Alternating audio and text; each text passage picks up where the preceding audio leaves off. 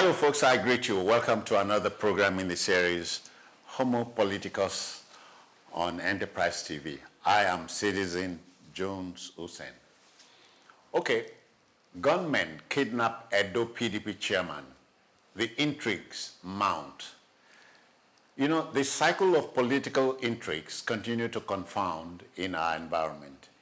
In the build-up to the September 21st, 2024 governorship election in Edo, a number of underhand machinations and some would say deceitful stratagems would be at play. The abduction, I beg your pardon, of the Edo State chairman of the ruling PDP, People's Democratic Party, in Edo State, Mr. Tony Azegbemi, has been reported. He was seized at about 11 p.m. on Friday, March 15. Again, Tony was said to have left a meeting at Government House, Benin, and was on his way home. His driver, who lives to tell the story, was spared. Now, coming less than a month after its governorship primary that produced Mr. Ashe Ighodalo as its candidate, it is not difficult to connect the dots. Or am I passing moral judgment? Shall we have a discussion, please? My discussants are two gentlemen who know their onions, so to speak. So let's meet and greet them. Barrister Evans Ufeli is an attorney at law, as you just heard, and of course is a political commentator. I greet you. Thank you, my pleasure. He's joined by Emeka Madonagu, journalist and national affairs analyst. Emeka, welcome. Yes, good morning, sir. Good morning. Yeah, gentlemen, the spate of kidnappings in my country, your country, has refused to go away. So here we are. Edo is currently on. Yes, except that this Edo's own, there is no ransom being demanded. At least for now. Or perhaps we don't know the details. This looked to me like a political... No ransom has been demanded for now. Yes, no ransom has been demanded, and it's shocking because usually what we have seen over time from the north to the south, east and west is after the kidnap, there's always this, demand from the family of the person who has been kidnapped to come pay ransom in order to have their loved one released. But in this case, none has been said of this case. But I think perhaps this one is politically orchestrated. I don't have my facts as to whether truly. I was going to say, as a country of conspiracy theorists, aren't you theorizing? Well, I'm just thinking aloud. Okay. Yes, I'm just thinking aloud. The report was that he left a political meeting at Government House. At Government House to his home, and in between his home and the Government House, he was intercepted by the kidnappers, and so he was taken away. The driver was left to go.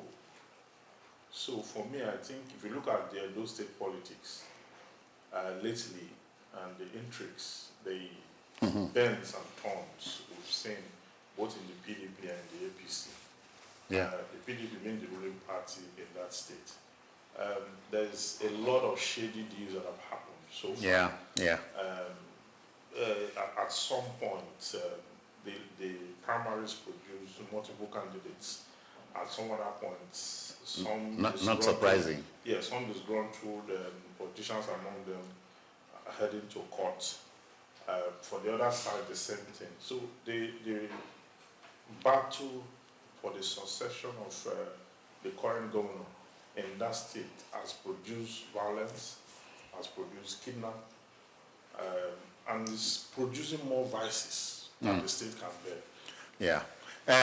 Emeka, you know, in investigations, I'm told that when you eliminate the impossible, whatever is left, however improbable, must be the truth. Evans is not speaking for you, or is he? No, well, Yes. I mean, I agree with him. The interesting thing is that Edo has always been a center of intrigues. Anytime there's an election, there is whether governorship or presidential election in Edo State, Something must you give. must see intrigues here and there, negotiations, intense politicking, and then you also find violence. Right from the politician, the government in power to the politicians to the people on the street, everybody is politically aware in Edo State. In fact, that's one of the most politically conscious states in Nigeria. 24/7, the people are abreast with political happenings in the state. Emeka, So they're also involved. Edo is fondly referred to as the heartbeat of the nation. Yes, you can imagine. Anything that shakes Edo shakes Nigeria. You remember the last election when now sitting president Bola Tinubu recorded a video and issued a video that Edo should vote for APC. And Edo people responded by saying, Edo not be Lagos. Edo is not Lagos. You cannot dictate to us. And then they now followed up with a slang, Ogbane, which means second term, give him a second chance. So you can't, no outsider, go and check any election that's held in Edo State. No outsider can dictate to Edo people. Whatever you see happening in Edo is orchestrated from within. Yeah. Even though the last election, the last governorship election, you saw Wike came to show himself. It was just because, you see, somehow there were certain cracks that Obaseki couldn't cover before the election. Yeah. But Obaseki matured quickly after that. So what you now found was that disgruntled elements in the state, in PDP, moved to APC. Those lawmakers whom Obaseki refused to inaugurate, they moved to APC. You have some other people all in APC, all disgruntled elements in APC. And I wonder, how will they present a united front against Aswe Odalu, who has been chosen by PDP? Because the only... who seems to be backed by the architecture in the state. No, of course, by Obaseki. The only thing they're actually saying that Aswe lacks is that he doesn't speak the language. But if you remember, David Leon, who won the APC ticket, was governor-elect for just a few days. In Bayelsa. Bayelsa State. You know, people were saying, I can't speak good English, can't speak. You know what the people said? They said, if not pidgin, make it speak. We go here. We go here. So, all politics is local, and Edo State exemplifies it. So, with the kidnap of Tony Ezebemi, you know, it's. I believe it's something to do with the internal policies of Edo State. Yeah, thank you. Gentlemen, let's look at the politics of succession in my country, your country. And for that matter, godfatherism. It would appear to me to be that godfatherism is becoming a substitute for democracy. Aren't you troubled? Yes, I'm so troubled about that because ordinarily the definition of democracy that was presented to us in the days of yore was that democracy is a government of the people, by the people, for the people, everything the people. That is to say, the wishes and aspirations of the people is what democracy represents. But our own democracy in Nigeria, because we have made it so expensive, we have made it so elitist, we have put on Evans, don't sell what the misnomer known as Nigerian type democracy to me. Is there such a thing as a Nigerian type democracy? Can we run away from it? We can't. Every country, has its peculiar democracy, type of democracy? Yes. The principles and tenets are watered down by the traditional ethos of the people of that country. It's watered down. It's watered down because people have systems, the way they do their things. Before now, we didn't have democracy. We had a traditional system of government. When Lugard came introducing indirect rule, which still retained the warrant chiefs, the people with locals and all that. From there, we projected into when we now got independence and we cleared a little bit with parliamentary system of government. And after military takeover, we returned in 1979. I dare say the warrant chiefs which you mentioned reminds me of Emeka's Southeast. Yes, We hear the Southeast people are, as a fellows, they are autonomous. whatever that means. Yeah, they are Republicans, so they don't have a rallying point when it comes to politics. They circles and other. So, but what I'm saying is that, you see, a politician told me not too long ago that if I want to become a member of the National Assembly, that I need nothing less than 2 billion naira cash to start with. So, how many people can put that together? So what they do, they will resort to having a godfather who will employ that volume of finance and campaign, and then they will sign their allegiance to that godfather as against the people who are supposed to be Who matter. Yes. So when these funds, when they start to operate, godfather factor will kick in, and their loyalty, submission, and representation is to the godfather, not the people.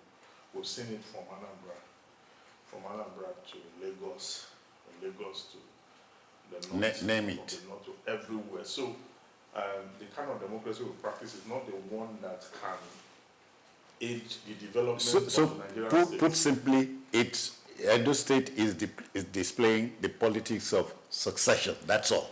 That is it, the politics of succession, not just the politics of succession, but that the godfather factor, the godfather.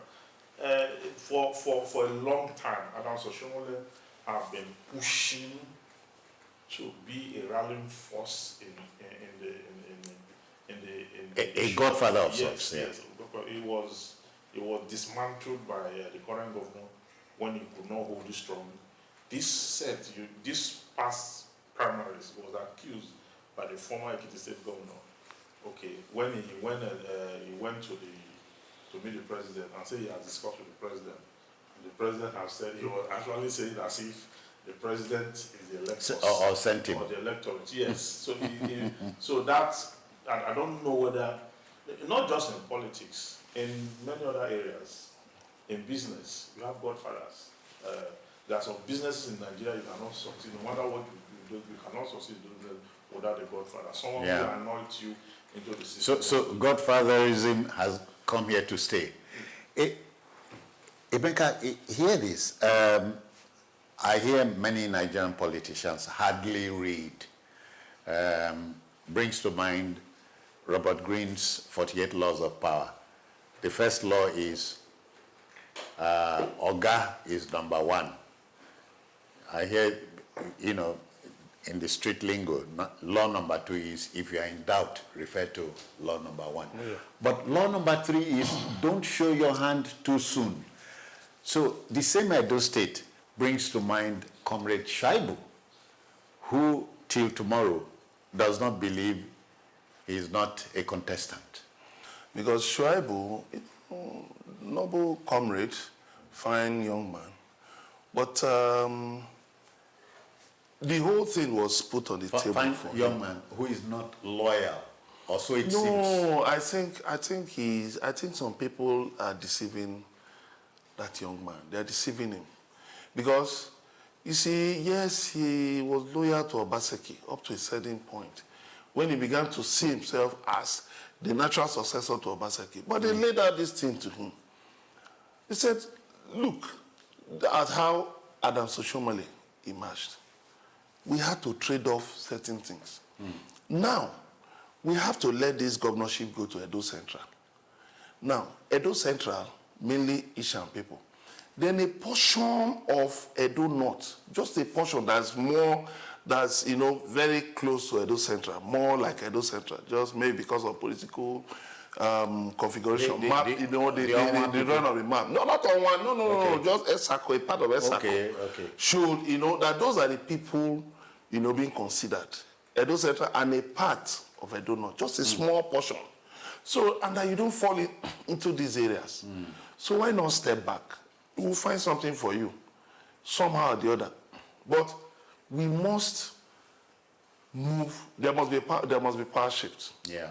But I don't know, Shuaibu Today we'll say, no, okay, I've agreed. Then the next day we'll get up. People thought it was being used by Oshomole, but Oshomole has this own name because he roundly insulted Oshomole, in the run-up to the last governorship election. Now, we all know Oshomole supported Dennis Idahosa of the House of Reps. But somehow or the other, Okpebolo, who is not as popular as Dennis Idahosa, took the ticket. Yeah. Now, that's for the APC. For the APC. Yes. Now, the idea was that some APC elders were rooting for Ogbede Ihama as his running mate, thinking that they will be able to make some inroads into APC. But you cannot do that, because Ogbede Ihama is not of APC. So they are looking for a way to bring him over to APC from PDP. But it cannot work like that. Now, some other interests. You don't think that in politics anything is possible? No, there are certain things that are not possible because every politician wants a share of the cake. So how can you leave Oshomole out of the show when his man Dennis Idahosa lost the ticket, and then you want to go and bring a total outsider into the party? So that's why now they've pushed Dennis Idahosa in as his running mate. But if by some chance Okpebolo wins, that is a governorship that is dead on arrival. But then he said also he has clout, he has influence. So how will he be able to, how will Okpebolo be able to control the Idahosa? It's not like Lagos, where you have, where you have that top godfather, Tinubu. A situation where Sanwo-Olu was an aide to the man who is his deputy governor. The man who is deputy governor was, angling to take over if Ambode had got a second term. So, suddenly, Sanwo-Olu, who was a commissioner, now emerged. And then they told the man who is his deputy. Against the run of play. Against the run of play. In your estimation. That it was clear to all. Now, became his running mate. So, initially they made it look like they were working together as a team. But along the line, every governor wants to be his own man. Yeah. So you saw that his deputy, was no longer following him all about, on inspection. So like in Edo. The Edo scenario is not surprising to you. No, you see, Edo, there are different godfathers. In fact, the governor is supreme godfather. A sitting governor. The sitting governor, that is Godwin Obaseki. But you have some other elders in the state. One of the influential godfathers has died. Chief, not Chief Aneni. I'll remember his name now. Okay. He died some time ago. So elderly, my dad had about maybe 92 or so. Very influential man in Edo State politics. So I may have forgotten. Now, yes. So now everybody has their own interests. All right. But Obaseki has somehow been able to play along with the people on the street. He understands their temperament. He understands how the people on the street reason. You know, the only thing they keep his opponents just keep pushing is that Asue cannot speak Ishan. He's more of this, elitist kind of. But they now remind them that Professor Ambrusali, who was governor of Bender State, he too, he had this Western orientation. That he too couldn't speak Ishan. But he was governor and he performed very well. So all those factors, pale into insignificance. Evans, we're told that politics is a zero-sum game. You lose, I win. I win, you lose. And by the same token, in politics, they say when you bury the hatchet, bury it with the handle. But in Nigeria, the handle must be up. You must see the handle all the time. So Edo State is typifying that. Well, in a way, but the intrigues of politics is one that you cannot really predict. You can't really predict it, except in states where you have serious established factors like in Lagos State. You can do a rough prediction of Lagos State politics, especially at the center. I'm talking about the governorship now. You can really do outright prediction. But aside from Lagos, Edo, well, we saw how Godwin Obaseki, having been pushed to the wall in his former party, APC, moved to PDP and still won election in PDP. That would have been impossible in some other states where the party is too established and adhered to the ground. I don't think that would have happened in Delta State. I don't think so. That you move from PDP. I'm surprised you are thinking for politicians. Well, no, because it's because of the way PDP has entrenched itself in Delta State. I'm just using that as it's like PDP coming to win governorship election in Lagos State. You know, the Jandos and I ask them what they saw at the field, yes. Agbajes and all that. If you ask them properly, they will tell you what they. So that's why I'm saying that for Edo for me is still unpredictable. At least it has not been. As you sit here. Yes, it has not been really, because remember, even before Adams Oshomole got in, Osunbo won at the PDP election. Yes. No. He was. Okay. He was sworn in now. Yeah. Osunbo was sworn in, yes, before the court removed him. Yeah. And that was how APC got to Edo in the first place. Otherwise, it was PDP as at the time of Lucky Benedio and Osunbo. You understand? But right now, that's why I say that the true definition of politics or democracy still have its fans in Edo State. All right. To the extent that the people's vote can count largely, even though there are issues that nobody. Unlike some other states where I can tell you for sure with clear predictability that this party cannot win election. Yes. Emeka, as we begin to take this home, the Edo PDP chairman kidnapped is not the end of this story.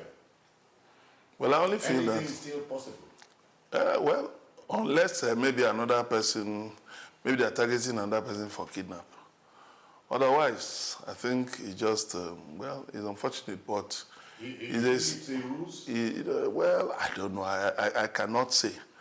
But I think some people are just trying to force the hands of certain people in that state. But basically, for me, I think the people will decide. At the end of the day, the people will largely decide. Yeah. Yes, it's going to be largely a contest between Obaseki and his former godfather, Oshomole. Okay. Yes. And I can say it clearly that PDP will win. Okay. Quote me on that. Okay. Quote me on that. We won't go. Because it's just like Delta State. I mean, before the election, there were certain states I pointed out. I said that nobody can dislodge PDP from these states. It's as clear as ABC. Okay. That's why, for instance, Wike is having problems in Rivers. Because he cannot move Rivers to AP. He knows it will be devastating. He cannot. The structures are so entrenched. Yeah, but Wike has told you, hold on, gentlemen, Wike has told you emphatically he is not leaving the PDP. He can't now. If he goes to APC, he will be under Amechi. Amechi is the most prominent APC person in Rivers State. All right, let's leave Rivers alone. We'll take the matter of Edo home, finally. Gentlemen, don't you think we are a long, long way from home, politics-wise? Yeah, politically speaking, we're very much a long way from home because the kind of political system we have developed. I wonder what our children will be reading about our politics 20 years from now. Because I remember what we read in history. I did history in school and I did government. We read about the UPN, the political parties of that time, the AG, the the one in Yaba and all that. Those movements that later moved into political parties. Yeah. And not like there were no violence then, but the political temperature then was based on ideology. Political ideology. Except that I personally would recall that in the Second Republic, some 40 or so years ago, the party was more powerful than the government. Party supremacy, yes. Party supremacy. Party supremacy. For me, I grew up, I know about you, Emeka too. I grew up remembering the likes of Adisa Akinloye as the heart of the NPN. Yes, Adisco Baba. Yes. As chairman, you know. Yeah, so, you know, But these days, no. This morning, for instance, my son, who just turned 13, asked me a question. He said, is it true that Putin won the Russian presidential election? I said, yes. He said, how is it possible that one man in an election will have 88%? You can see the up-and-coming generation. Yeah.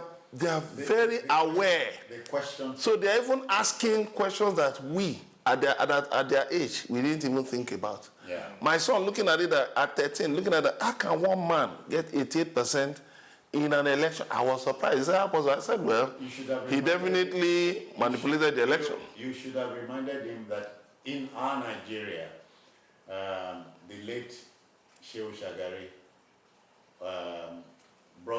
his government brought the first time I heard, what do you call that thing? Was it Verdict 83? No.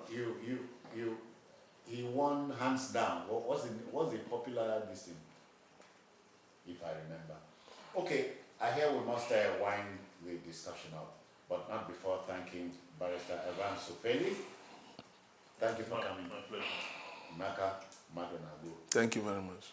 The debate continues, but as we speak and sit here, the chairman of the PDP, People's Democratic Party in Edo State, his name is Tony Azegbeni, remains kidnapped.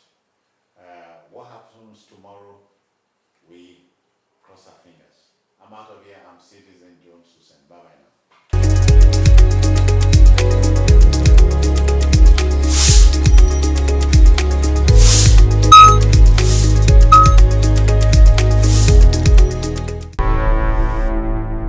Enterprise TV, a tradition of truth.